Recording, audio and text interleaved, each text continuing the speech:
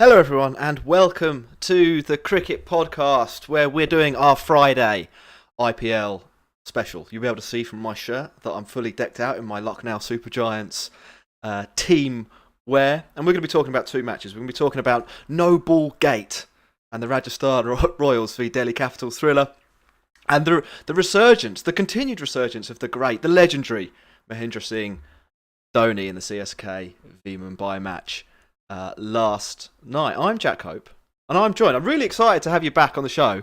I'm joined by Dan Weston. How are you doing, Dan? I'm good, Jack. Yeah, excited to be back as well. Great to see you. Great to see everyone on YouTube, Zoom, or whatever it is. And speaking to everyone on Spotify. Fantastic to be back. Yeah, we've got a chat. Someone in the messages already from Rickon here. Dan Weston is the GOAT. He's back. Let's fucking go, he says. So that's well, the F word there too early in the show will get us a ping probably on the YouTube monetization front. But Ross isn't even here either.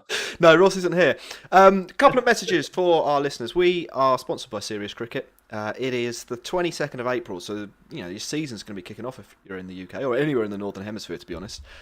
In the next week or so, use the code TCP22 for 10% off. There, I just bought myself some painter shoes. They're like the hot property at the moment. Rashid Khan's footwear. So I will be. Oh well, I'm hoping that those shoes propel my leg spin to similar heights this season. Picked up two. Jack, have you got all the gear and no idea? I had an old pair of GMs and I wore through the sole in my last outing with them. 32 not out, 2 for 40 with the ball. I'll skip over the fact that there was 2 for 40 or 4 overs. And we're on Patreon, patreon.com/thecricketpod, £4 a month, or from £4 a month. Check out the show notes for all of that and some other links and so on. Dan, I think we'll do today's match first, if you don't mind. Yeah, let's do it. Let's do it. And it was sort of a little bit deja vu for the Rajasthan Royals. They batted first again. Butler went ballistic again. He got another century. Run machine, Joss Butler. We saw a decent cameo from Sanju Samson. We've seen that a few times this year.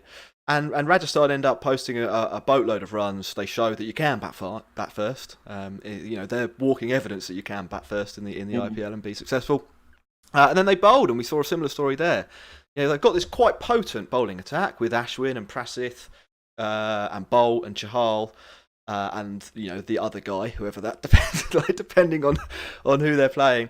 And they take wickets, but they are prone, or one or more of them is often prone to sort of disintegrating and going for runs. And it made it really interesting. Delhi sort of were out the game, then they got back into the game, and then Pant was out, and then they got back into the game again. And then with 2 overs to go, they needed 36. Rodman Powell, just learned how to bat again, apparently. Sent in at number 8. Which is a whole discussion in it. So you could probably do an hour show on why Rodman Powell was batting 8. He comes in, he hits some sixes. 2 overs to go, they need 36 to win. Prasad Krishnapal's a wicket maiden.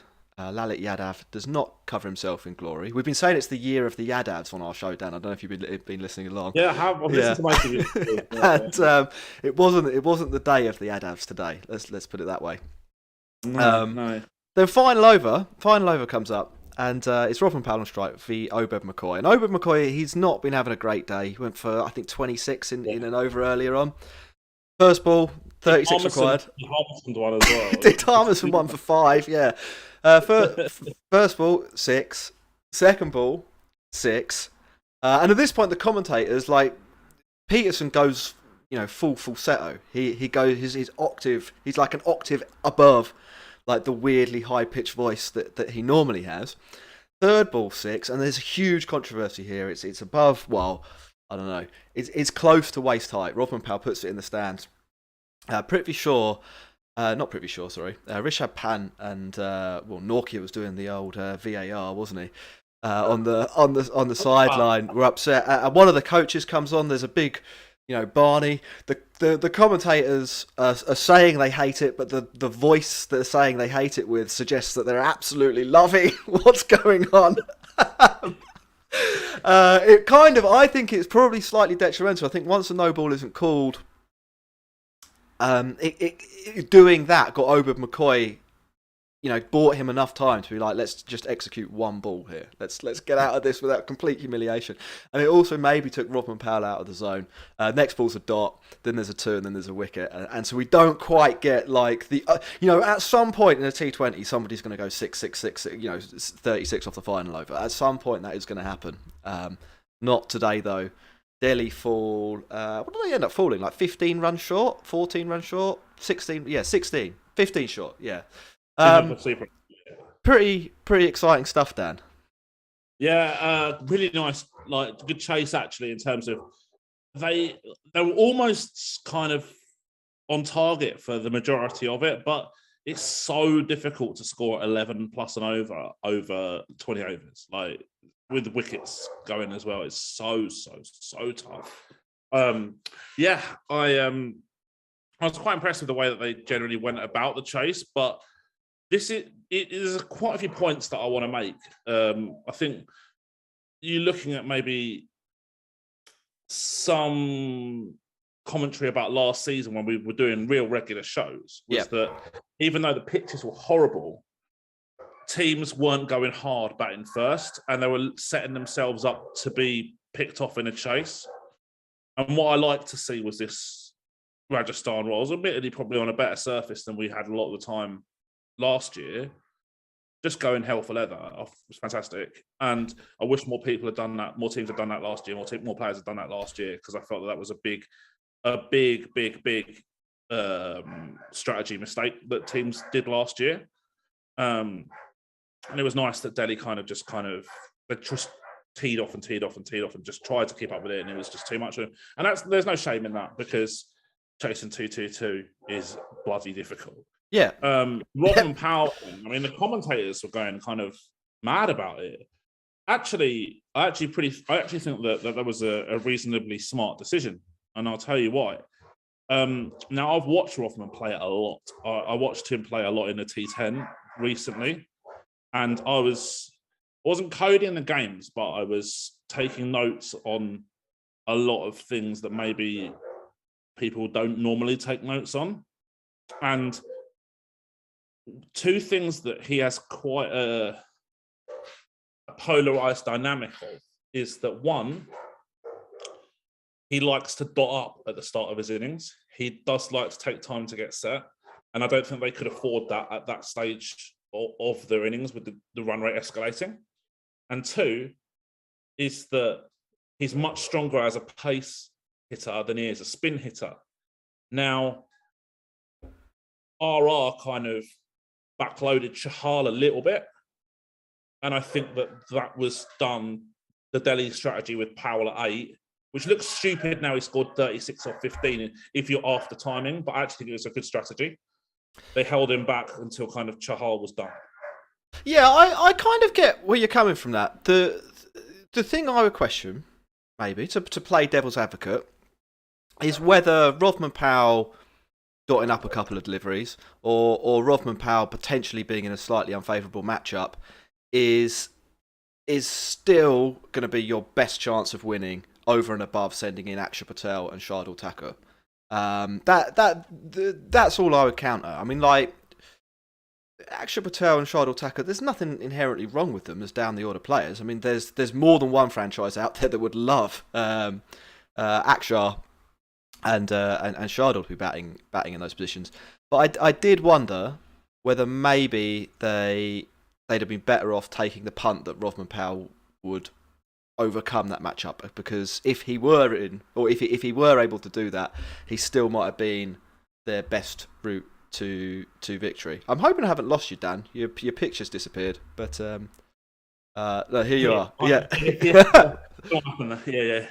Yeah. 2 years after a pandemic, and we're still using Zoom, and yeah, fun times. Did you catch what I said? Not the end bit, no. So I said I wondered whether, even though I get where you're coming from, and from a Rodman Powell point of view, it maybe makes sense to use him against pace at the end.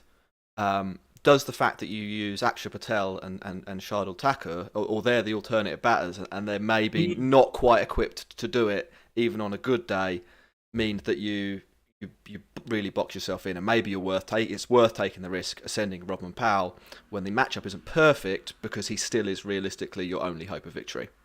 Yeah, that's actually a fair counter argument, I think, as well. Now, you can look at, say, Axar Patel, and you can also say this about other players around the world playing T20. If we're looking specifically, say, left arm spin all-rounders, you would say someone like Liam Dawson falls into this bracket as well. There are others too. In that they're viewed as an all-rounder, but they can't really hit to a high level, or they don't tend to hit to a high level. They don't have a high boundary percentage. And so it's quite difficult to know where to back these guys. And you're right, inserting Patel maybe just kind of delays the inevitable with Powell. But I think that was their logic anyway. And I'm okay with it.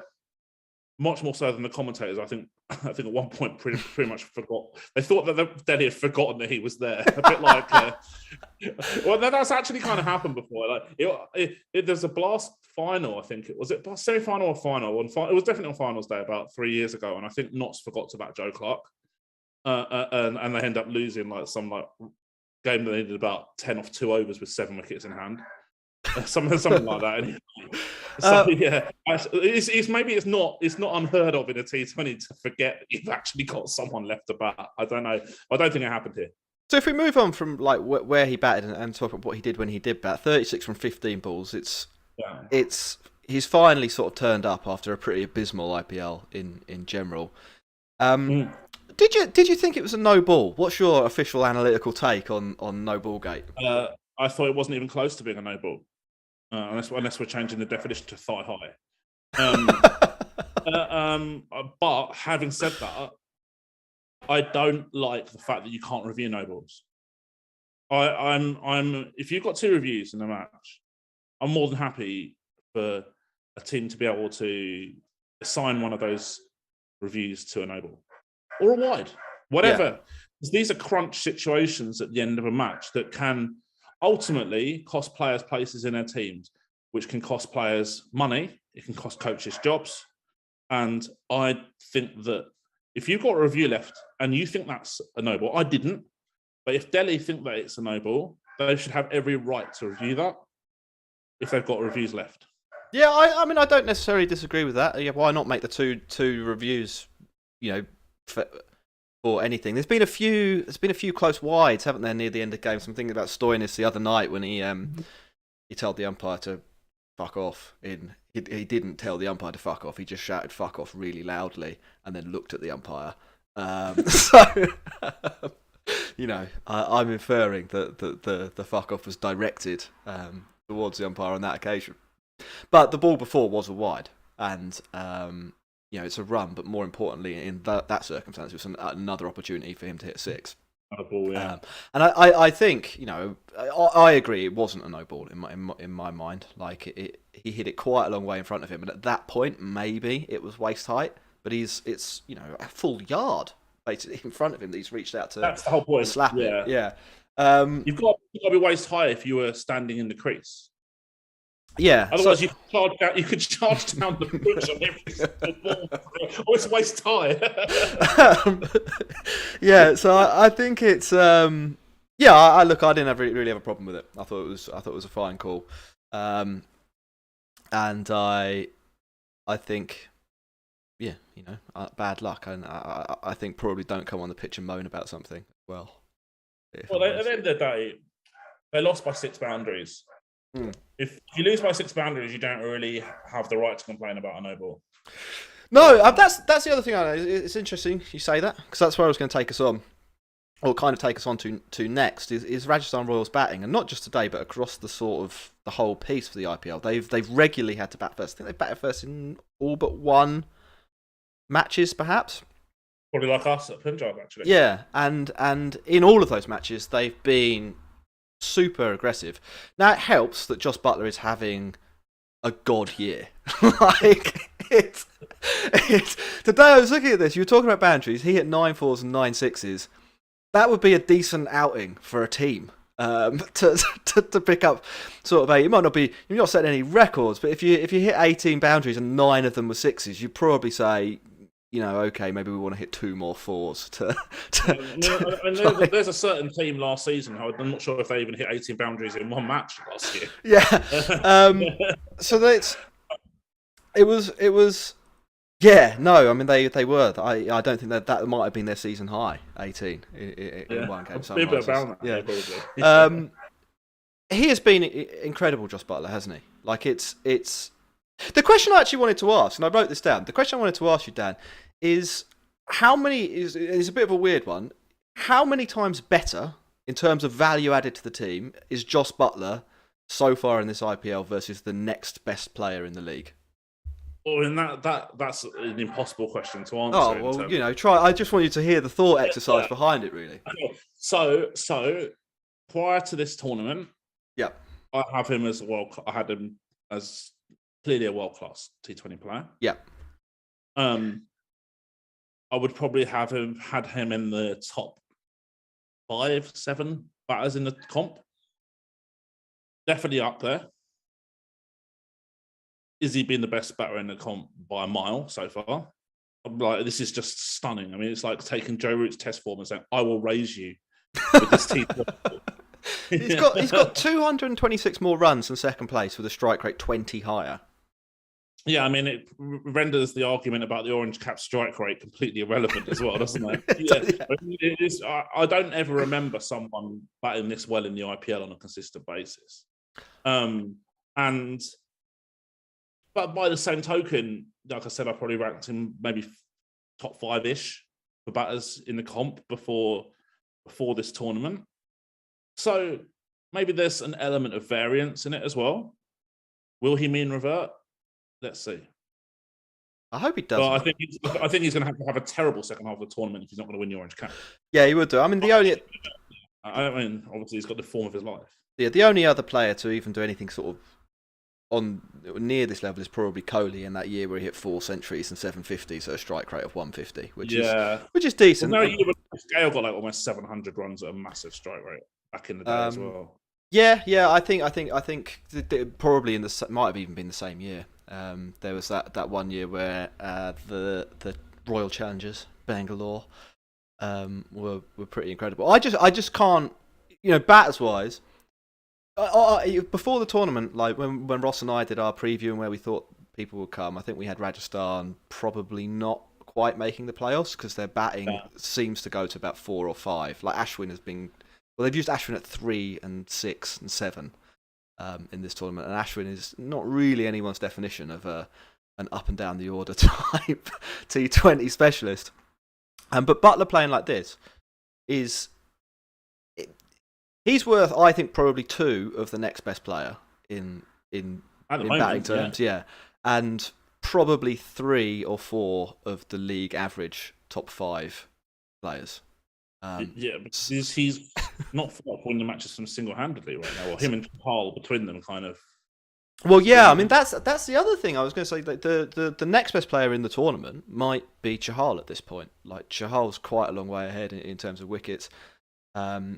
Just that over he bowled the other night against KKR was basically like 50% of a win. It was a game that was 50-50, and then it was just over and kind of over because then Trent Bolt had his say. But yeah, they're good. I'm really enjoying Butler. I went through the whole list of strike rates and so on.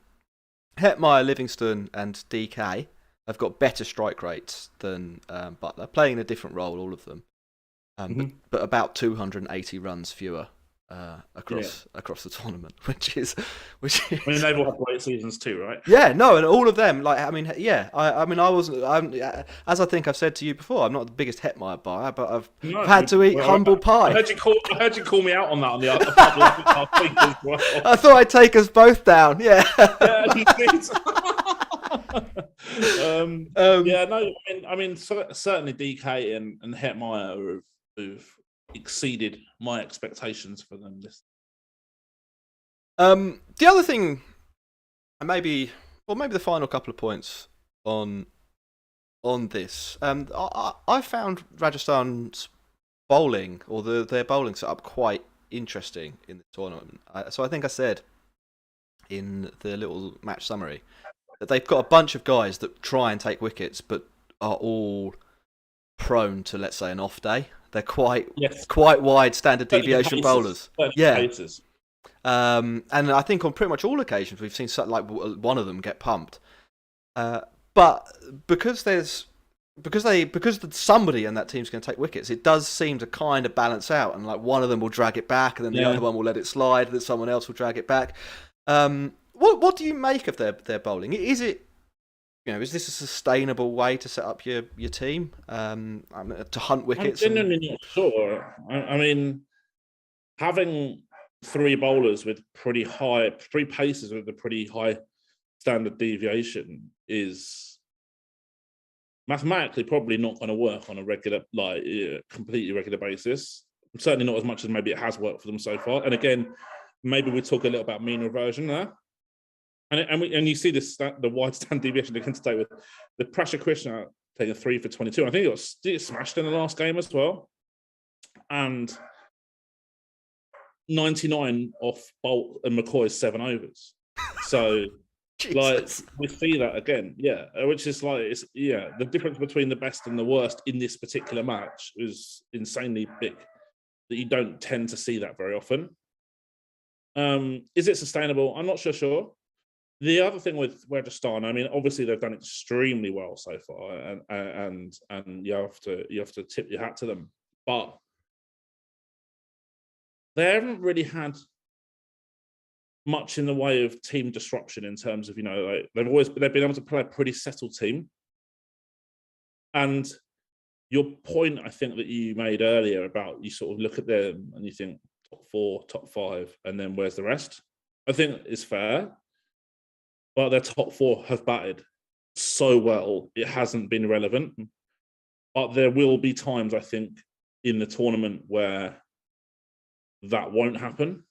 And that's something that maybe will be quite interesting to see how they deal with that when you have to rely on Rian Parag, Karan Nair and Ravi Ashwin at the death.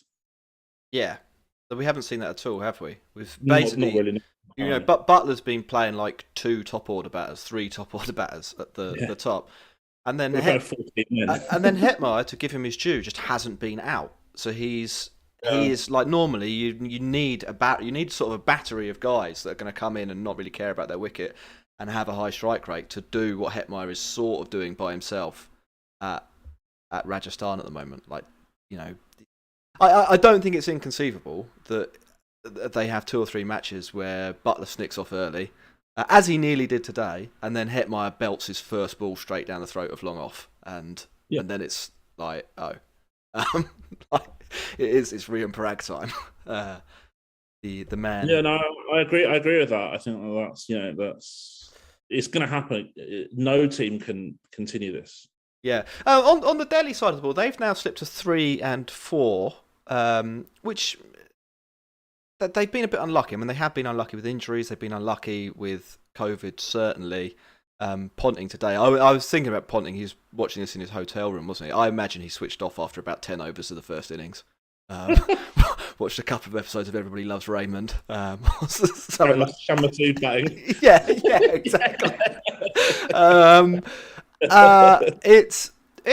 Do you see much of a route back for them? I mean, they probably have to win 5 matches now, won't they, to come back into the tournament? I think so. Yeah, I do. I mean, I genuinely think that the vast majority of the teams in this tournament, regardless of the league table, are pretty well matched, which should be the case after a mega auction.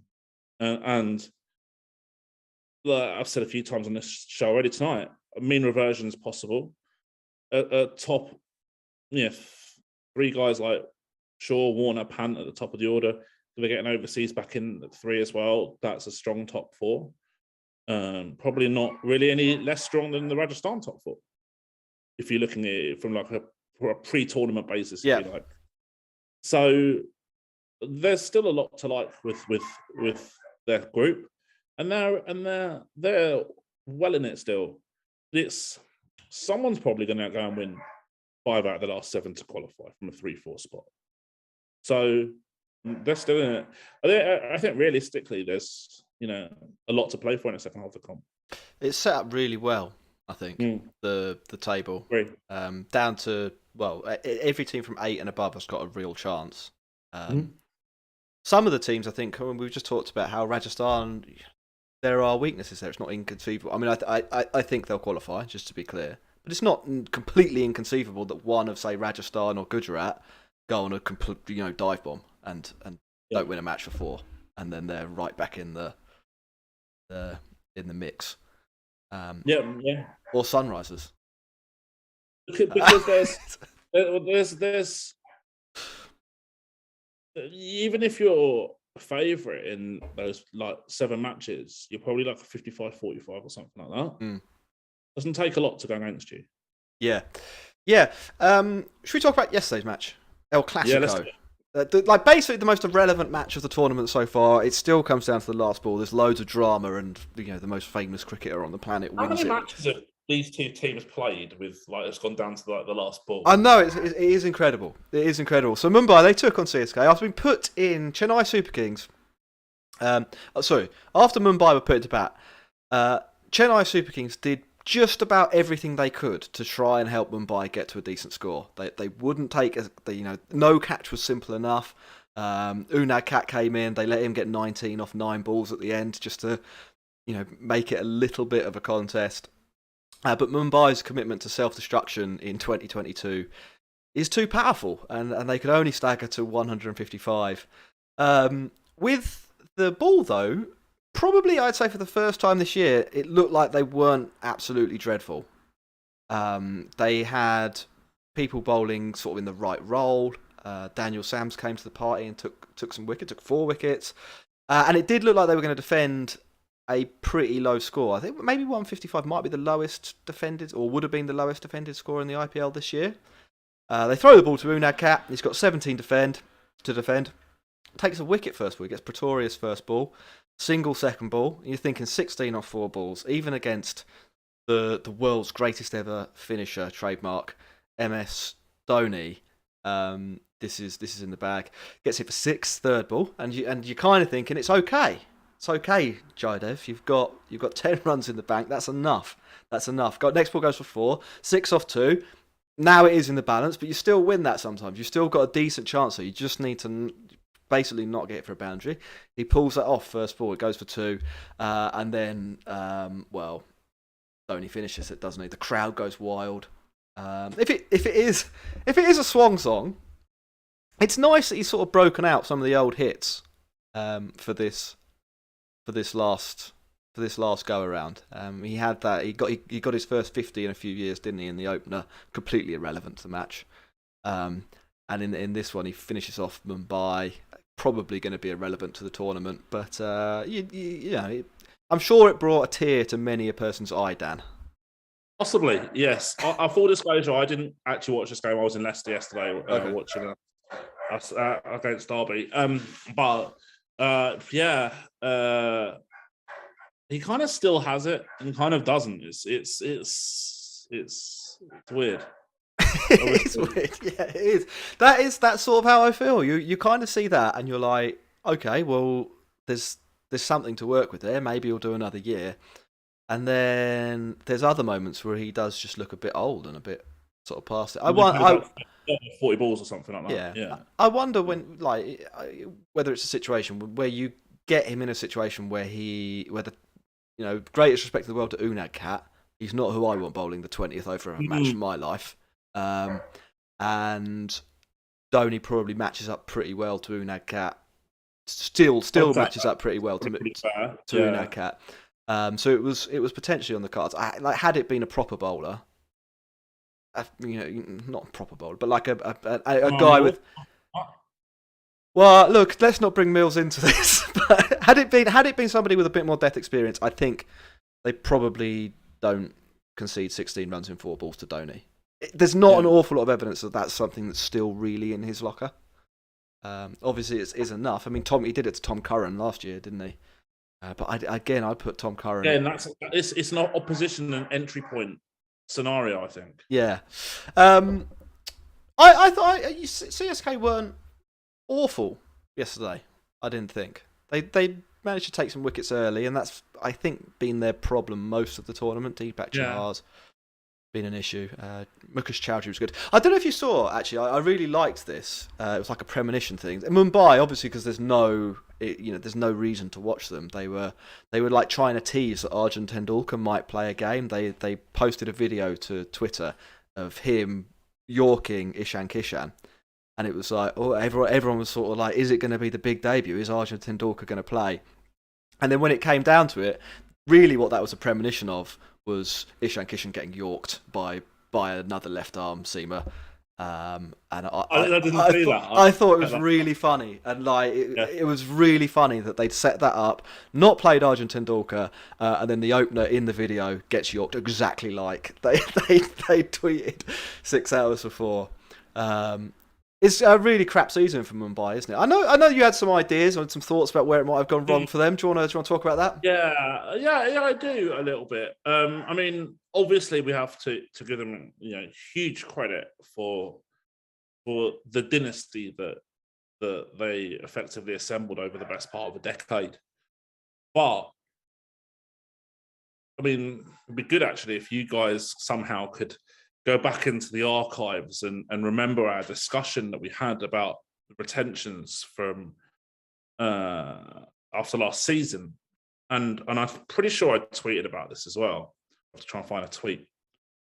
I said that Mumbai they had to think with their head and not their heart. And the two problems for them prior to the retentions, I should say, was Rohit Sharma and Karen Pollard. And I actually think I got abused in the chat or on Twitter. I can't remember. Doesn't really care. Somewhere. Yeah, off the course these days. I need to go on a blocking spree. But for me, it was fairly evident that Rohit in particular wasn't quite at the level that he has been in previous years. And franchises, regardless of whether it's Mumbai or any IPL team or any T20 team around the world for that matter, if they're shirking difficult decisions about legends declining and they're still paying them big money, which is a significant proportion of their overall budget, that's a problem. And I don't understand why you would retain Pollard for good money and then buy Tim David and not play him. Yeah, we've talked about this loads of times, as you might have heard. Like the batting order they're putting out every week, basically, since they've dropped Tim David, doesn't really make any sense. And then it doesn't make sense based on the 23 players they have in their squad. It doubly doesn't make any sense when you know that they went out and paid loads of money to bring Tim David in, presumably to be the number 6. And then got rid of him after 3 matches because in a really high variance position he didn't get any runs. 100%. It's and also when you spend huge money retaining Rohit Sharma, Shikhar Yadav, Karen Pollard, as well as Jasprit Bumrah, obviously, but he's a bowler, the 3 batters, and then you spend a load more money on Ishan Kishan, it's basically impossible for you to be a bowling strong team after spending that much money on your batters. Yes. Especially when you then blow a load more on Tim David. And another 5 crore. Was it about 5 crore on 3.75, I think? Yeah. Roughly about 4, yeah. I mean, like, look, in the fullness of time, that might not be the worst thing in the world. But I did before this show, I thought we might talk about this, so I had a look at, and in our Discord, which you can join if you sign up to be a Patreon, we've been talking about that a lot this week. There's a few bowlers that they could have got in the sort of price, certainly less than a Tim David. But if you'd maybe not bought Brevis, you could maybe have got Zakaria or Sandeep Sharma, somebody like that who, again, with the greatest respect in the world to Unai, because I know he has got a purple cap, hasn't he? but back in the day, yeah, is he has not. struggled in the last couple of years. Yeah, At Rajasthan. it's neither of those. I mean, so Sandeep Sharma and Sakura, neither of those are necessarily the answer. They're not going to make your bowling amazing, but they might be closer to or about league average instead of genuinely quite bad. And I thought, you know what, right? They spend all that money on the batting, and then kind of the greatest will in the world, they get left with, Cat and Basil Tampi, and that's tough. That's tough to be an above average bowling attack. They don't really have a gun leggy either. No, and they dropped him, didn't they? Yeah, and I mean, I'd say that M. Ashwin, I kind of perceive him to be around league average kind of player as well. Certainly not gun. And even with Bumrah on your team, I mean, like, that is so difficult to be an above average bowling attack. Well, and Bumrah hasn't been phenomenal. Well, teams can just play him out because they know that the other bowlers you can target. I think they've done a lot wrong. I mean, having said that, if I were Mumbai, if I was going to be creditable to Mumbai, I would say that whilst I don't think they deserve to be a winning team this year, I do think they have been quite unlucky in some matches. And that's where the variance when you're playing 40, 60, 45, 55. Yeah, for sure. Bumrah got taken down by Akshar Patel. I don't think that could ever happen again. Like, it was really freaky. Daniel Sams getting smashed by Pat Cummins. Now, Pat Cummins is a good hitter of pace, so maybe he does get smashed, but does he get smashed so comprehensively that you then drop him from your team and decide that Unad Kat is the guy who should be batting at 7? I don't know if that happens that often. Unad Kat himself, he gets Dhoni'd last night.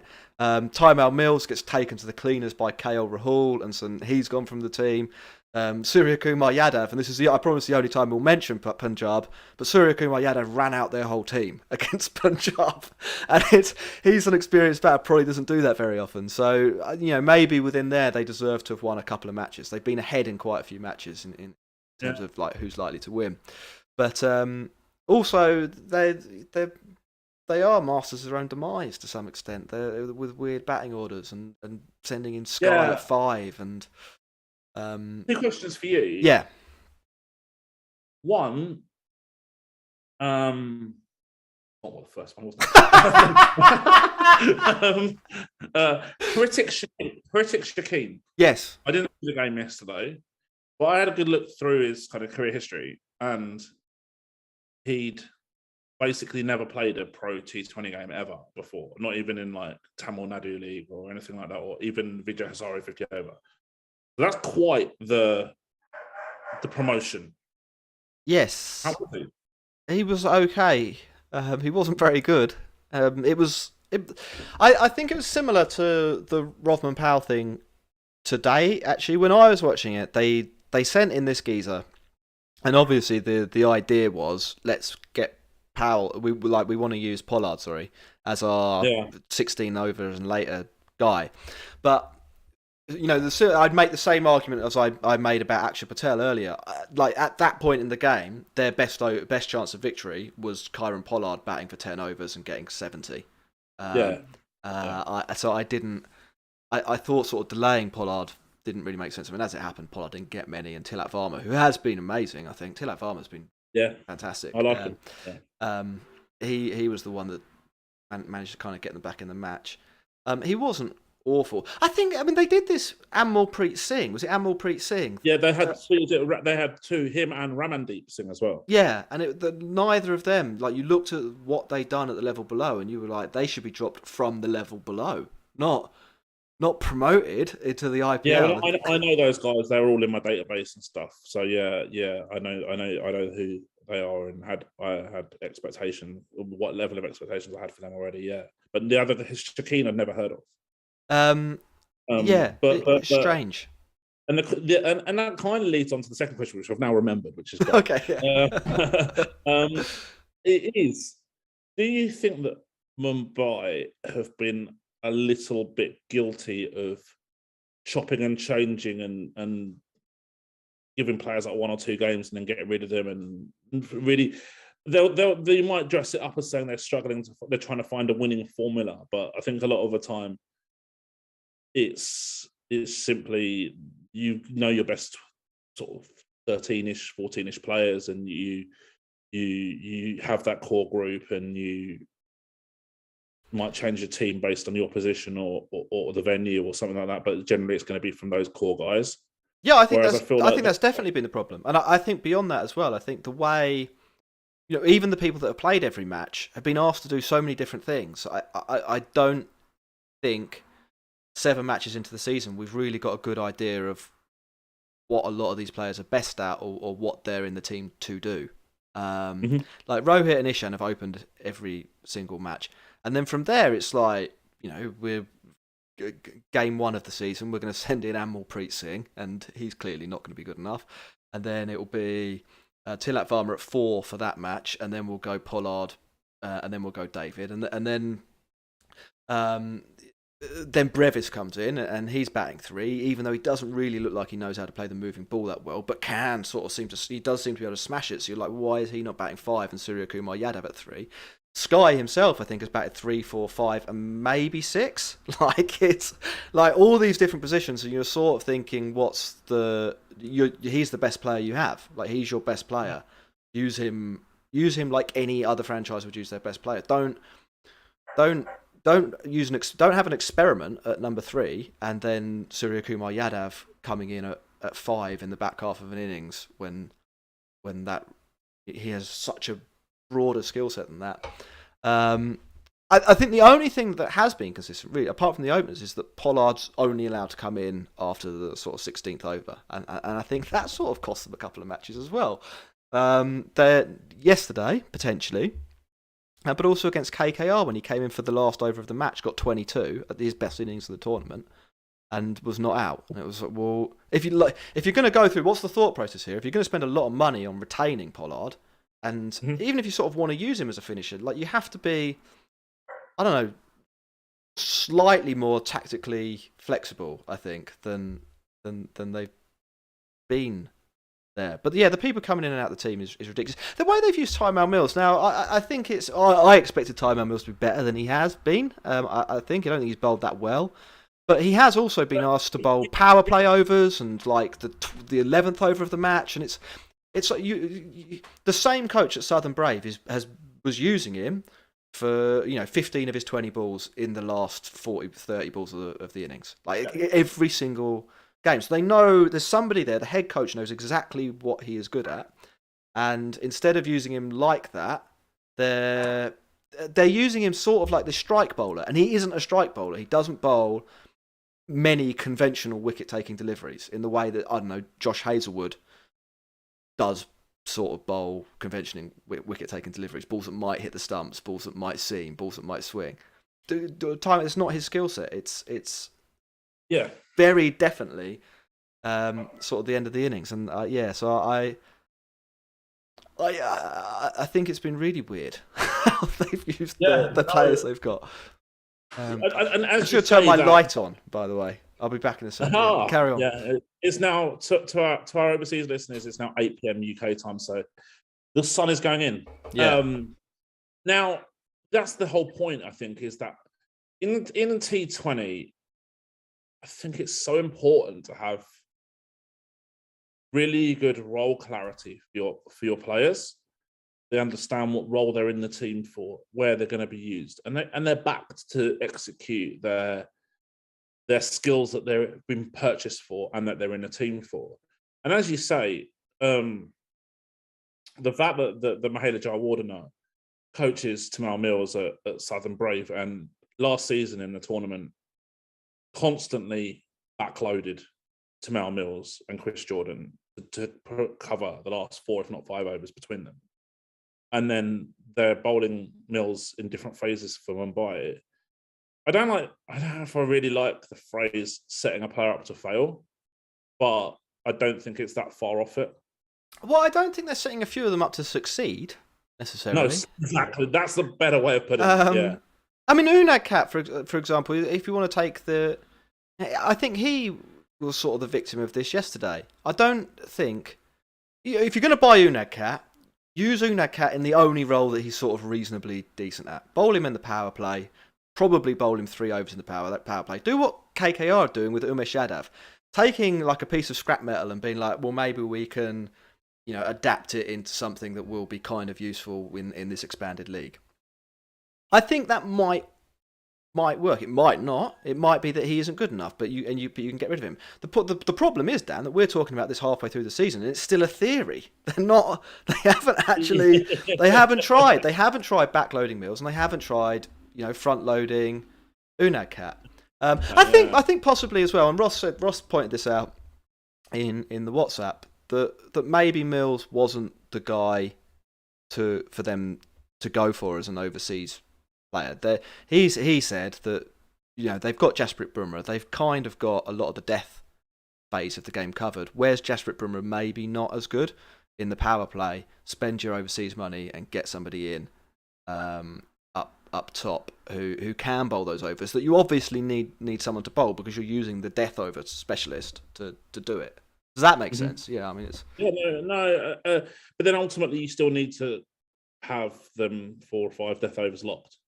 You do, I feel yeah. Him and Bumrah would be able to do that between them to a really high level. Probably, I think. I mean, but I don't think we'll ever know now. I'd be surprised if Mills played again this season. I'd be surprised if he was retained. Yeah. I think there was a thing, wasn't there? That haven't Mumbai said that he has an injury, and then he tweeted, "I'm not injured," and then deleted the tweet. So I don't know. Yeah, I don't know. Yeah. It's probably not a happy place to be, is it? The Mumbai. I mean, it's difficult to be happy when you've lost all your games. Yeah. Cool. Well, look, next season they get Jofra Archer back, and that solves both the problems they have from the well, not both the problems, but it does. It helps in the power play, and it will help at the death. They'll still have to find 12 other overs. Let's say 8 other overs if you say Murugan Ashwin's okay. No, I think it's. I mean, I would be not skeptical is a bit hard, but I think I'll be guarded as to whether Archer is the cure of all the woes. I know. I see where you're coming from. We're also assuming, or a lot of people are assuming, because I've seen a lot of people talk about like in this way on social media and stuff, even in cricket media, that Archer's gonna come back to Mumbai, and him and Bumrah are just gonna take the league by storm, and it's game over for everybody else. Well, Jofra Archer's been out for a long time now. There's no guarantee he's ever going to be as good as he was before. Mm-hmm. Injury. He might well be. And for England's sake, I hope that he is. His sake, I hope that he is. But you wouldn't be 100% confident. You can't be 100% confident that's the case. Yeah, no, I think that's fair. I think that's more than fair. It's a big gamble, isn't it? Like to spend that money on Archer. Not only just for this season, because they go into this year and they've got problems that are on the table. Now, I thought they probably had the talent to put something together that might overcome that. I had them as a playoff team. They haven't, and they still clearly have no idea what their best 11 is. And I do think even if Archer does come back and he's great, it doesn't solve the problem that your batting order is completely different in every match.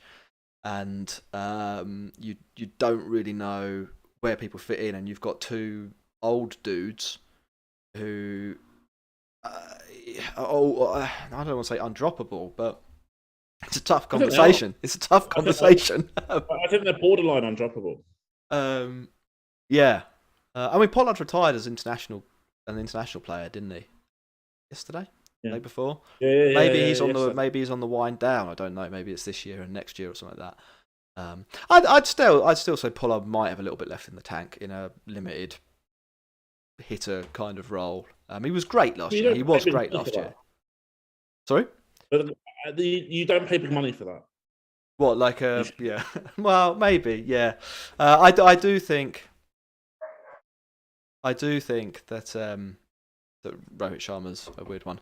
Right then, I think that's enough. We maybe could have talked about CSK more, but we'll save that for another day. They were quite good. Will they win 6 of their last 7 matches? Find it hard to believe, but it would be fun if it happens, won't it? No, because they're playing Punjab on Monday. Well, that's the one. That's the one. That's the yeah. I think I wanted to get you on the show.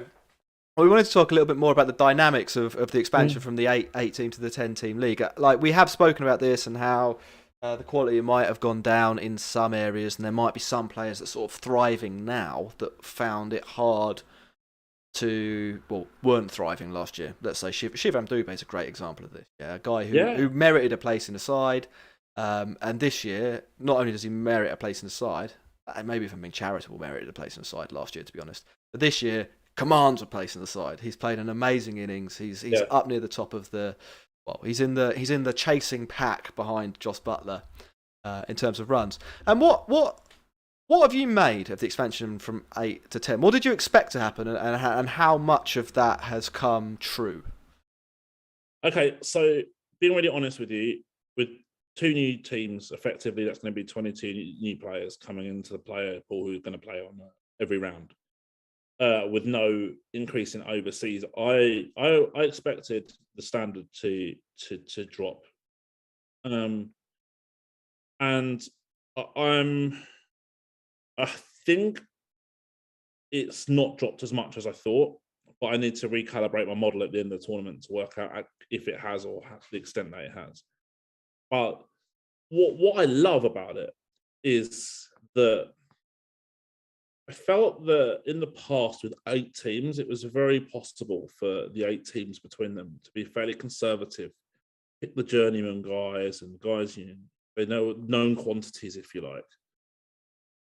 Yet, the 10-team the expansions of 10 teams has meant that teams have had to take chances on lesser known players, guys who have maybe ripped up the smats, as you like to call it, or young players with a view to the future. And 3 guys who've really impressed me. I mean, to be honest with you, all 3 were players I had decent expectations for. But the three batters who've really impressed me, and whether they would have got a game in an 8-team comp is certainly up for debate. Tilak Varma, Abhinav Manahal, and Jitesh Sharma. And all 3, I think, have been very, very impressive in this tournament.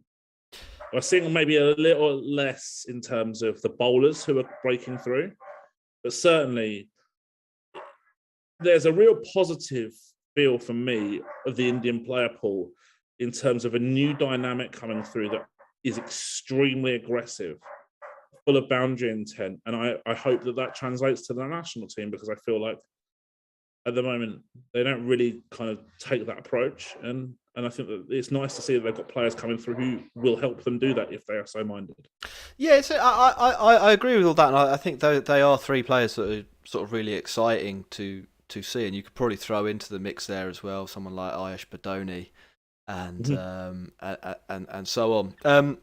With the IPL, people always talk about how the IPL has made a huge difference for Indian cricket and Indian limited overs cricket, but I sometimes think that is not necessarily true.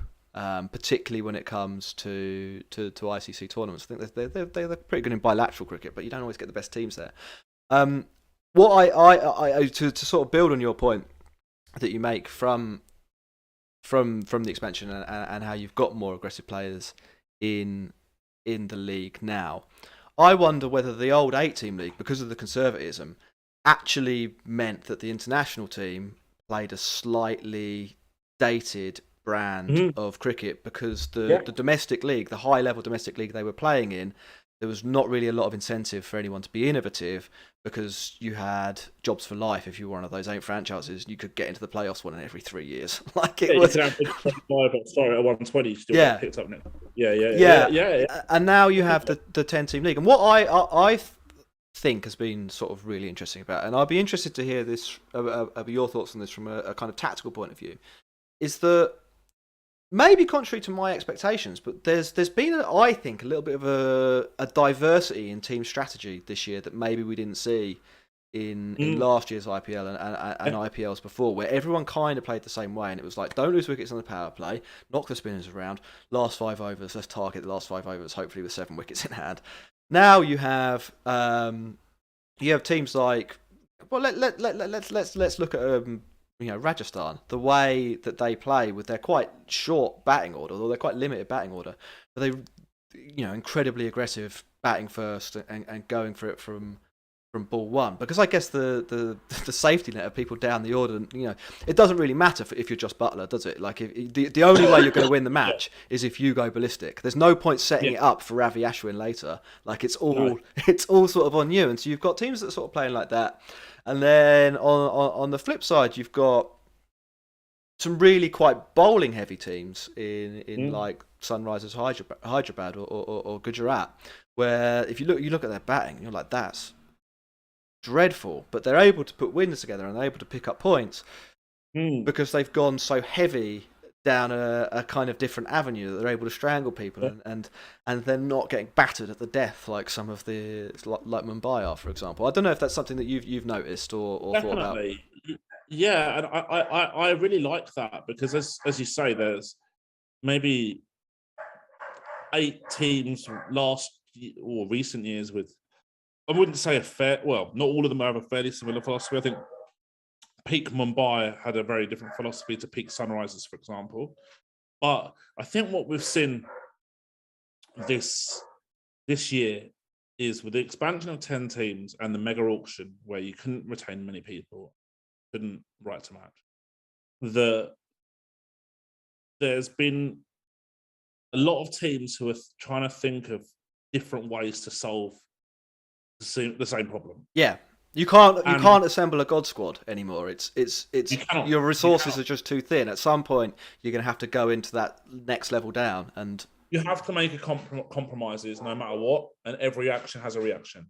And it's fascinating to see how some teams are looking at dealing with the same challenges than others.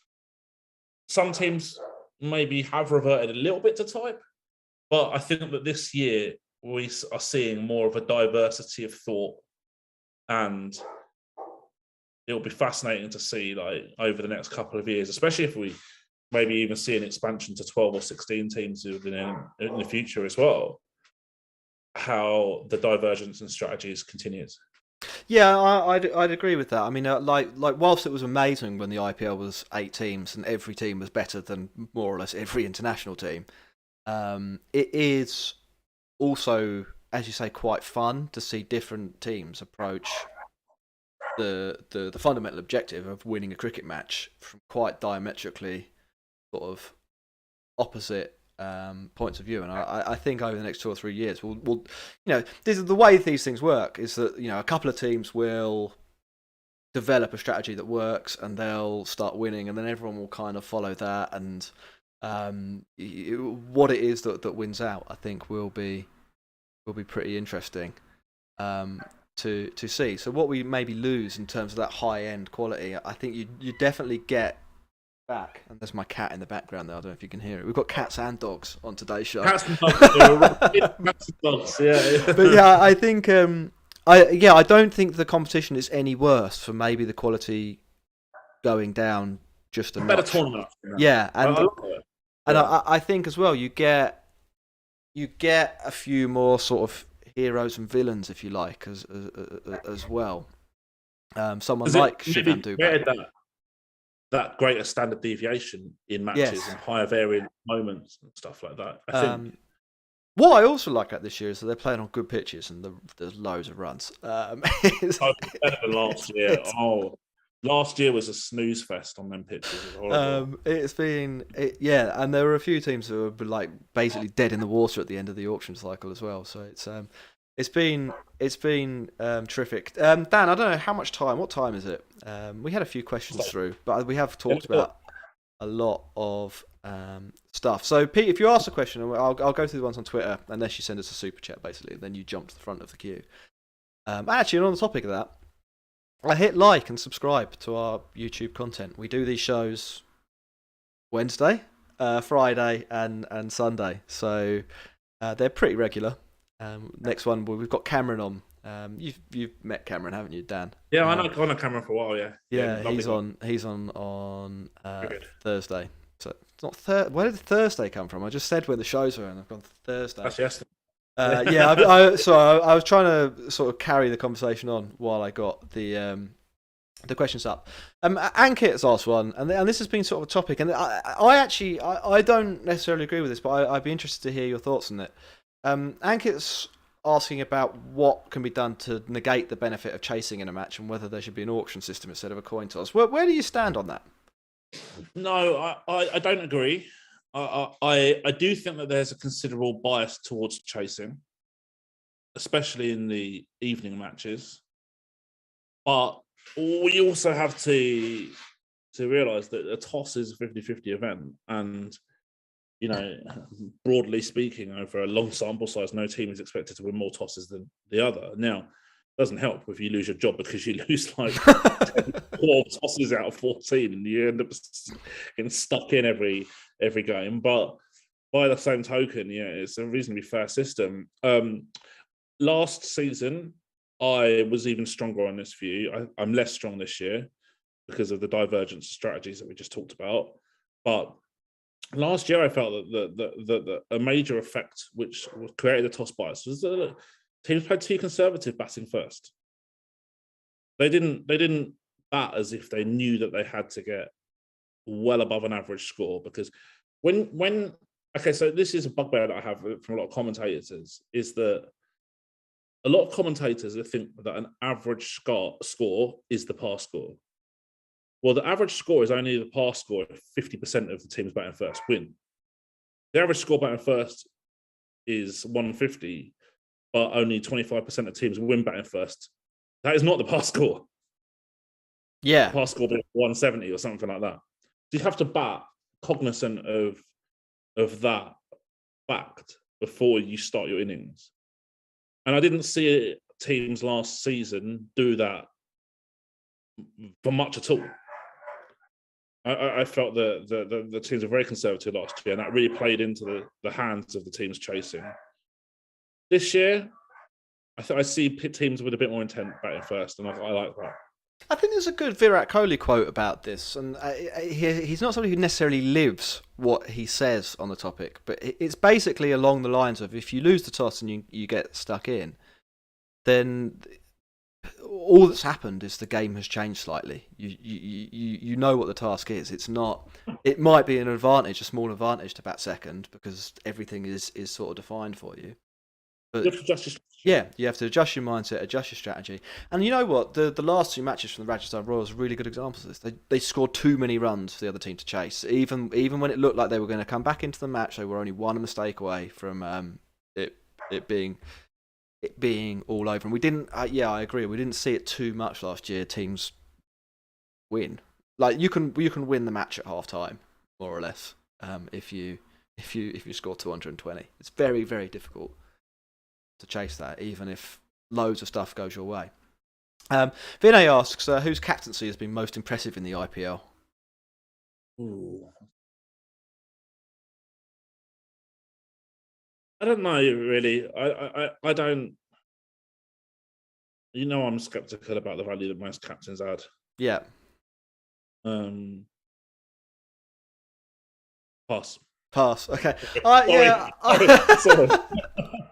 I think there've been a couple of interesting ones. I don't see any spectacular captains. Yeah. I genuinely don't. I don't see. I don't look at matches. Oh my god, this guy's a captaincy genius. I don't ever think that. Yeah, I don't either. I think there are teams that sort of made some quite questionable decisions. I think we talked a lot about Mumbai there, and if you wanted to be really harsh, you'd say the position of captain is a leadership position, and they've not pulled it off. But then the counter argument to that is that, well, Rohit Sharma's won like 19,000 IPLs, so But then by the same token, by the same token, Joaquin won about 10 Premier League titles, but you wouldn't have him playing centre midfield for you now, would you? No, it's So I'm not. I've been impressed with how a few teams about how a few captains have gone about steering the ships that they're in charge of. I think Faf being a little bit calmer. Maybe Hardick is someone who's... Hardick was where I was going to go next. Well, I think we've said on this show, I think Hardick's probably a great guy to play for when you're winning, and when you're not winning, I imagine quite a difficult customer to... Well, let's see. But it's been winning so far, hasn't it, from their point of view? Yeah, exactly. So, I think mainly you notice captaincy when it goes wrong. It's a bit like a referee in football when it's like, no, Krunal Pandya's bowling to Moeen Ali in the power play. Like it's one of those moments where you're like, that just doesn't make sense. It's not. Yeah. It's not. Oh, what a master plan.